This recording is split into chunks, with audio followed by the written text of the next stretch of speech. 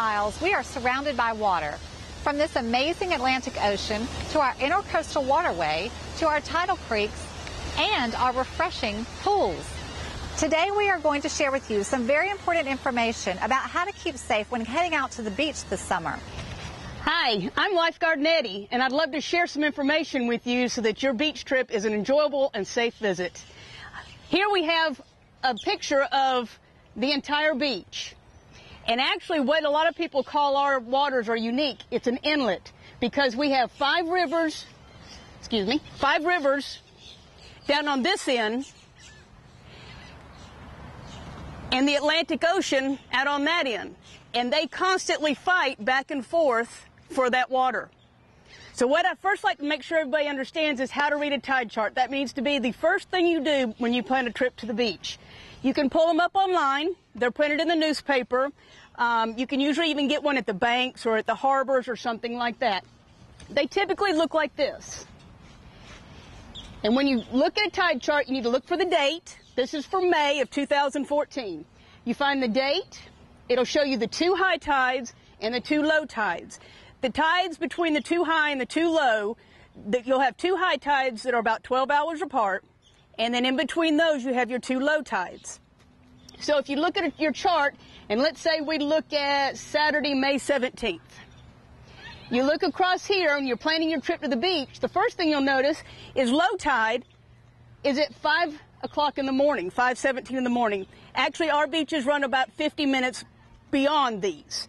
So your low tide is at 5:30 in the morning. So unless you're here before dawn, that's not an issue. But you need to know that if you get here before 11 o'clock at high tide, you need to be aware that water's coming in. That's not only going to tell you where to put your beach towel, but it's going to let you know that water's coming in. That means the water is coming this direction. So that current is going to be screaming through here, going back into the rivers. So that's at 11:30 in the morning. Then it'll turn and go back out and be low tide again at 5:30 at night. So that gives you a plan as to where you're going to be, how you're going to swim. It's real important to have a plan. What we typically will do is at the entrance of both Massengill Park and Coast Guard, we'll put up these tide charts, and it'll say the day. It'll tell you the low and high tide, and we try to make it so you can see the direction. Right now, pretty much if you're here around 9 o'clock, 10 o'clock, it's low. That means the tide's coming in. So again, that means it's coming into these rivers. The current's going this way. We'll also mention the exit sandbar times. This is a suggested time for the lull tide. It's called a lull tide. It may seem like when you're out on these sandbars, you've got all day. But let me tell you what can happen. This sandbar here is, you can get to it, walk to it. That sandbar out there, you can walk all the way out to it. It's a half a mile out there. But as the tide comes in, the water comes around these sandbars, traps you out here, and then covers up this sandbar. Our tides are 6 to 8 feet, and that is not 6 to 8 feet horizontally. That's 6 to 8 feet vertically. So if you're out here, you're going to have 6 feet of water over your head. And this current gets up to over 10 miles an hour. You cannot swim a 10-mile-an-hour current. I can't even kayak a 10-mile-an-hour current. So what I'd love to do is tell you, if you ever find yourself in that situation, we lifeguards will be out here to get you, I promise. But it's best for you to get off these sandbars before it's an issue. Whether you're at this beach or any beach, if you get caught in a rip current, you need to be aware that you need to swim with the current, even if that means it's going to take you way past your beach chair. It's a lot easier to walk back to your chair than to swim against a 10-mile-an-hour current. When you're trying to get off the sandbar and you're going swimming with the current, remember, it's taking you this way or it's taking you this way. You need to start swimming at the opposite point of where you're going to swim. If you get off the sandbar here and you try to take it straight across there, you're not going to make it. That current's going to take you this way, and then you're going to miss your destination. Start at your furthest point and swim with the current slowly towards the beach. If it's going out to the Atlantic, you're going to start here and you're going to swim horizontally to the beach and slowly towards the sand. Back to the tide chart, when you're looking at these schedules and you're trying to make your plan, you can also see on these, it usually shows the sunrise and sunset, which is fun to know. It also shows your moon phases. And that, if you want to look into, has to do with how quickly that tide will change. With the way that the tide works, it's both the gravity of the Earth and the rotational pull, the gravitational pull of the moon.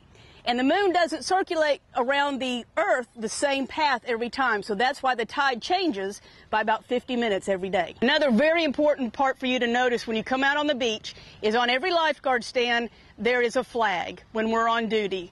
The absence of flag does not mean you don't need to be cautious, so it's just out there when we are. The flags, there's 4 flags, and they're basically, there's a sign at every entrance showing what these flags mean, but they're very simple. Green means go. Everything's calm, enjoy yourself, be cautious, it's still water. But green is when it's at its calmest. Yellow is when the tide has started to change. You need to start making a plan, have an exit plan for the sandbars, realize the water's turning direction, okay? Red, we never close our beach, but red means current screaming, surf is hard under toes, there's issues. You need to really be cautious and keep your kids close by. And then purple, this is a significant flag because it tells you of dangerous marine life. Be aware they are always there. Whether I put up a flag or not, there is always dangerous marine life out there. But they don't want to hurt you. They have no interest in you whatsoever. So, but if this is up, it means either jellyfish or stingray have been present. Treatment for these are very simple. For a jellyfish sting, usually it's just going to be kind of a large red burning area. The best thing to do is to swish in the water, get all the tentacles off. If there's anything on you, swish them off real good, and then you can go see a lifeguard, and we will have a vinegar spray and a baking soda paste that we can put on the sting, and it basically changes the pH on your skin and soothes the sting. Now, on a stingray sting, the best way to avoid this happening is when you're in the sand, when you're walking in the water, is shuffle your feet in the sand and it'll scare them away. They don't want to sting you. But when you high step, like we like to do, high step in the water, you're going to step right on one of their backs, and then they're just going to tag you in defense. They don't want to do it, but it happens. So shuffle your feet. If you do get stung, it's a single puncture because it's a barb that's on their tail. It's a single puncture. Now, usually the barb does not stay in your foot or whatever, place you got tagged. If it does, you'll need to go to immediate med and make sure that they get all of that out. But the only treatment for jellyfish stings, for stingray stings, is to soak it in hot water over 110 degrees for an hour or until it feels better. That's really the only treatment for it. But if you do have barb in there, leave it there and go to immediate med, and they know how to take care of you. So in closing, look for your flags. Green means everything's calm, but be cautious, it's still water. Yellow, things are starting to change. You might start getting a plan, looking for your kids, making sure they're not caught in the surf or a current that's fixing to change. Red does not mean we've closed the beach. It means surf is rough, currents are getting really fast, up to 10 miles an hour, the undertows, the conditions are getting hazardous. And purple is for dangerous marine life. Another thing for y'all to know and just be aware of, this sandbar here at Massengale, off of Massengale Beach, it's what we call an attractive nuisance. Completely get the fun of going out there and feeling like you're on a desert. Let me just point out something, though, to you. This is also a shipping channel, and they dredge this channel every year, and it's up to 60 feet deep in places. So when you come out here on the back of this sandbar, it drops off quickly. And when that current's going in or out really hard, it creates a massive undertow. So just be aware, this isn't the safest place to swim on the backside of the sandbars. It's really important when you get on the beach to identify your guarded waters and to identify where your lifeguards are. If you look at the map here, the red stands are basically where our lifeguard stands will be, but they're portable, so we'll move them to wherever we're needed the most on our beaches. There should be typically 4 chairs on Massengale Beach and four chairs on the Coast Guard beach. We'll also have guards either in kayaks or a roaming lifeguard that will just close the sandbars and walk along the beach and help out. Our lifeguarding hours this year are going to be from 11 o'clock in the morning to 5 o'clock at night. Now, you'll see us here at other times as well doing training. We do a lot of training and even some sandbar patrolling after hours when we feel like we really need to be present. Lifeguards are here as helping hands. They're trained professionals, they're dedicated, they're fine young men and women. You can go see a lifeguard not just for the jellyfish stings and things like that, but for any of your first aid needs, or if you need any help with calling emergency services, you can go to the lifeguards. And of course, we're here to help you if you need us in the water. In closing, I'd just like to mention a few housekeeping rules for the beach. With your dogs, we love them too, but as the beaches get so much busier and we have so many more people, that there's no dogs allowed on the beach from the Saturday of Memorial Day weekend until Labor Day weekend. You can have them there before 9 o'clock in the morning and after 6 o'clock at night, but from 9 to 6, no doggies. But even when you're out here with them the other hours, please make sure you bring a bag and clean up after them. If you forget a bag, there's receptacles at both parks with bags that you can get, but please clean up after your animals. So in closing, just know we want you here. We love you at the beach. We love having the beach full. So come, have a plan, enjoy, and leave nothing but your footprints. So I'm Lifeguard Nettie. You keep watching Golden Isles TV for more information. Stay tuned for Aquatics Program Coordinator Heather Brown, who will give us some very important information about pool safety, and we'll learn more about this great, fun Neptune Fun Zone, all coming up next on Golden Isles TV. Hi, welcome back. We're with Heather Brown. She's the Aquatics Program Coordinator for Glenn County, and we're here at Neptune Fun Zone at the pool, and she's going to tell us a little bit about pool safety today. Welcome, Heather. Hi, how are you? I'm good, thank you. Tell us what we need to know when we're heading out to the pool this summer. What are some important things to remember?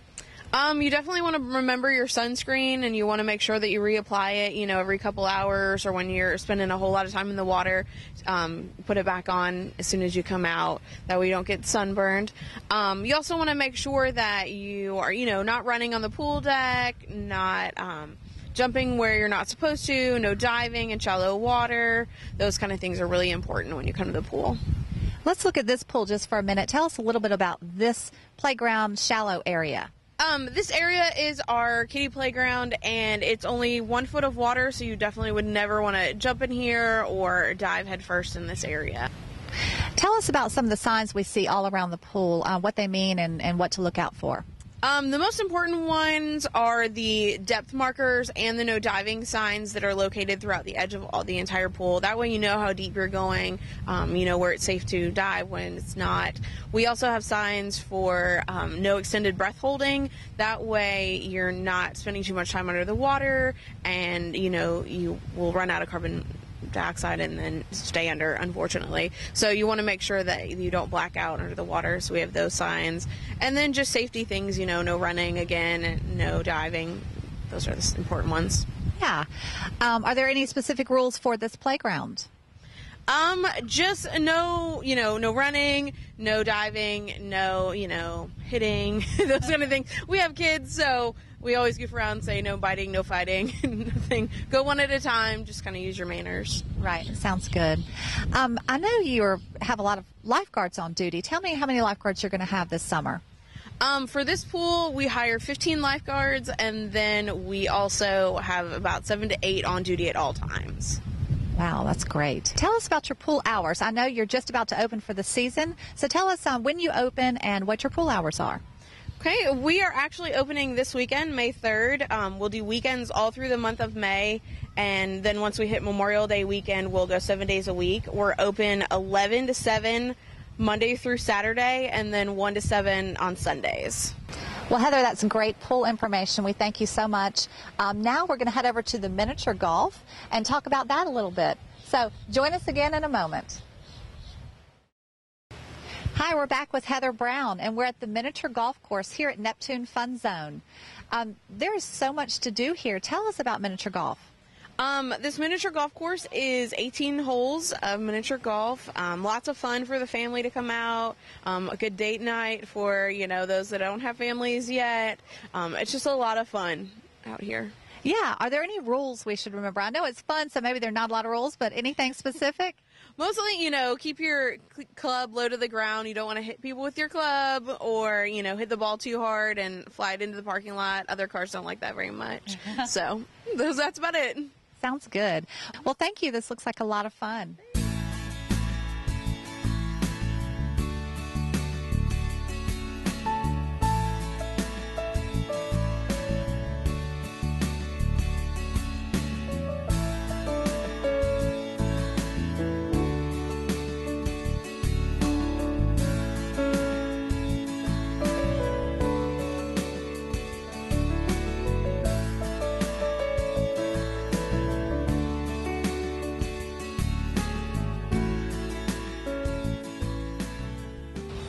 Hi, we're back with Heather Brown here at the pool at Neptune Fun Zone, and she's going to tell us a little bit about some of the classes and services they offer here in the summer. Swim lessons begin June 2nd, and they go all the way through the end of July.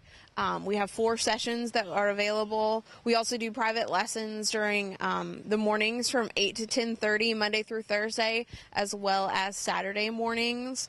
We offer water aerobics in the mornings, Monday through Thursday, from 8 to 9. And then we also offer a lap swim Monday through Thursday from 8 to 10:30 as well. Thank you so much for joining us today and sharing all this great information with us. Thanks. It was great to have you. So come visit Neptune Fun Zone. There's a place to grill and a place to play and another playground and the pool, and don't forget miniature golf. It's all right here for you. See you soon.